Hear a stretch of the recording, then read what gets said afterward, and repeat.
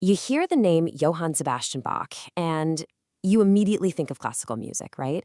We picture this divine perfection, this almost inhuman mathematical precision. But who was the actual guy behind that powdered wig? Well, let's pull back the curtain and get to know the real man behind the myth. Okay, so picture this. It's 1977, and NASA is about to send the Voyager probe deep into space. They put a golden record on board to represent, the very best of humanity. And when Bach's music came up, one of the scientists apparently joked that sending it would be just showing off. Of course, they sent 3 of his pieces anyway. That's over 11% of the entire musical message we sent to the cosmos. And that image, Bach's music floating through the stars, it perfectly captures how we see him as this symbol of transcendent, timeless genius. And that really gets to the heart of what we're exploring today. Was Bach just some kind of vessel for divine inspiration, a guy with a direct line to the heavens? Or was his genius something more human, something forged through relentless work, incredible passion, and the hard-won skill of a complicated and deeply human man? Let's dig in. So, to really understand the man, you gotta go right back to the beginning. Because Bach's talent, it didn't just pop out of nowhere. It was born into a family where music wasn't just a job, it was a full-blown dynasty. I mean, get this. For 7 generations, the Bach family churned out professional musicians. It was literally in his blood. His own dad taught him violin and the basics of music. But that idyllic musical childhood was just shattered by tragedy. When he was only 9, he lost both of his parents in the span of just a few months. So at 10 years old, he's an orphan, and he's sent to live with his older brother.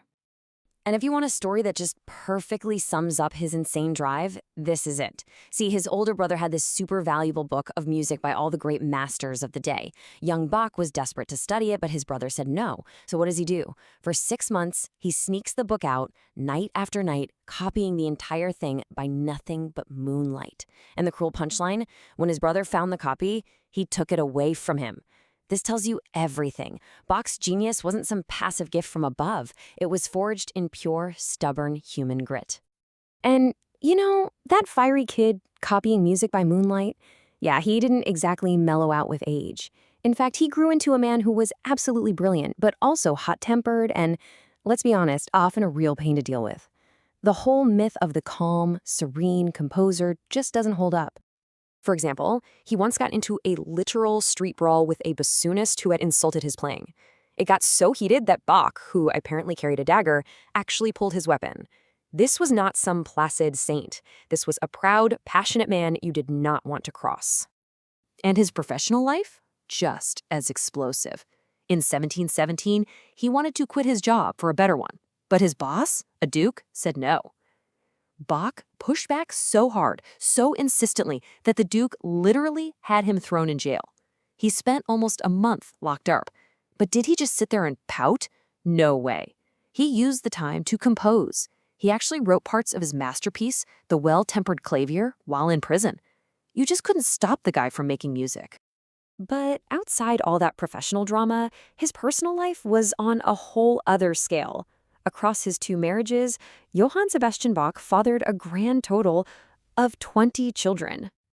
But here's the heartbreaking flip side to that. Of those 20 kids, he outlived 9 of them. Just try to imagine that. That constant, staggering grief was the real soundtrack to a life that produced some of the most divinely ordered and beautiful music the world has ever known. Okay, so we have the craftsman, the rebel, the grieving father. But there's another crucial layer to Bach, the puzzle master. The guy who absolutely loved codes, games, and hiding secret messages right there in his music. This is so cool. He literally figured out a way to sign his name in the music itself. He created a little 4-note melody that, in the musical language of his day, spelled out his own last name. So, check this out. Back in Old German notation, the note we call B flat was just called B. And the note we call B natural, they called that H. So if you play the notes B flat, A, C, and then B natural, you are literally spelling B-A-C-H. He was leaving a secret musical autograph all over his work. But the codes don't stop there, not even close. He was also obsessed with numerology, and one number in particular held a really special meaning for him, the number 14. You could almost call it his other signature. So, why 14? Well, using a pretty common letter-to-number code of the time, the letters of his name, B-A-C-H, add up to, you guessed it, 14. Even wilder, his full initials, J-S-B-A-C-H, add up to 41, which is 14 reversed. And this was no accident. He intentionally waited to join an elite musical society so he could be its 14th member. And after he finished his famous Goldberg variations, he actually went back and added exactly 14 new pieces to it. His identity is woven into the very fabric of his music, if you know how to look for it. But even this brilliant puzzle-solving mind had its limits. In 1747, he got this legendary challenge from King Frederick the Great. The king played him this incredibly complicated melody and said, "Okay, improvise a 6-part fugue on this, right now." It was basically a musical trap. And in that moment, under all that pressure, Bach couldn't do it. And his inability to pull it off is so important because it just shatters that myth of the effortless genius. It shows you the human craftsman, the guy who sometimes had to say, "I can't do this right now, I need to go home and work on it." So, with this incredible life and body of work, you'd think he was the biggest star of his day, right? Well, the story of his legacy might be the most surprising part of this whole thing. I mean, look at this contrast. It is just wild. When Bach died in 1750, yeah, he was respected as a fantastic organist, but his complex style was already seen as old-fashioned. He was mostly forgotten by the general public. Fast forward 100 years, and he's being called the greatest composer in history, praised by giants like Mozart and Beethoven. So, what happened? So how did we get from old-fashioned organist to greatest of all time? Well, for decades, his music was really just kept alive by his sons and a small, devoted circle of students. But the big turning point, the moment everything changed, was in 1829. A young, brilliant composer named Felix Mendelssohn staged a massive performance of Bach's epic St. Matthew Passion. It was a smash hit. It ignited a firestorm of new interest, and that single concert kicked off the Great Bach Revival, leading to his complete works being published and cementing his place in history forever. And that brings us all the way back to where we started. The life of Johann Sebastian Bach really makes you ask, what is genius anyway? Is it some divine spark of effortless perfection that gets beamed down from the heavens?